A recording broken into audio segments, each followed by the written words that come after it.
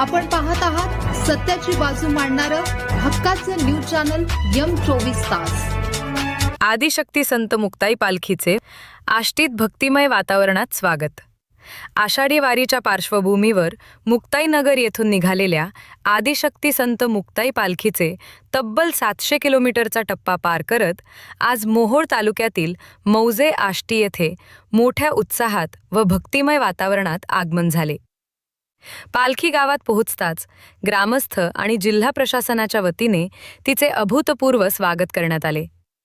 पालखीचे आगमन होताच जिल्हा प्रशासनाच्या वतीने नोडल अधिकारी तथा जलसंधारण विभागाचे कार्यकारी अभियंता राहुल क्षीरसागर, जिल्हा कृषी अधीक्षक जिल्हा परिषद श्री बावकर, पोलीस निरीक्षक श्री जाधव, गट विकास अधिकारी विवेक जमदाडे तसेच स्थानिक सरपंच आणि ग्रामस्थांनी पालखीचे उत्स्फूर्त स्वागत केले।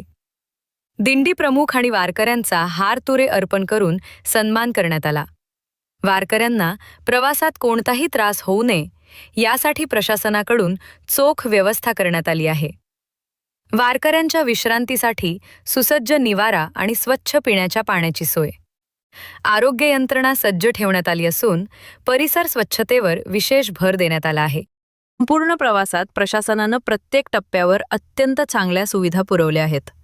वारकऱ्यांना त्रास होऊ नये यासाठी सर्व अधिकारी व कर्मचारी रात्रंदिवस तत्पर असल्याचे आदिशक्ती संत मुक्ताई संस्थानचे विश्वस्त श्री रवींद्र पाटील महाराज म्हणाले। प्रशासकीय नियोजन आणि मिळालेल्या उत्तम सुविधांबद्दल संस्थांच्या वतीनं श्री रवींद्र पाटील महाराज यांनी जिल्हा प्रशासनाचे विशेष आभार मानले।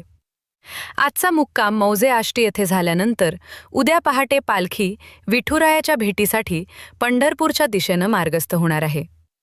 पालखीच्या आगमनानं संपूर्ण आष्टी परिसर ज्ञानबा तुकाराम आणि संत मुक्ताबाई यांच्या जयघोषानं दुमदुमून गेला आहे।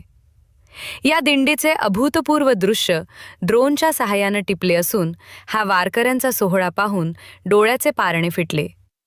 M24 ताससाठी माढाहून प्रतिनिधी हनुमंत मस्तूद।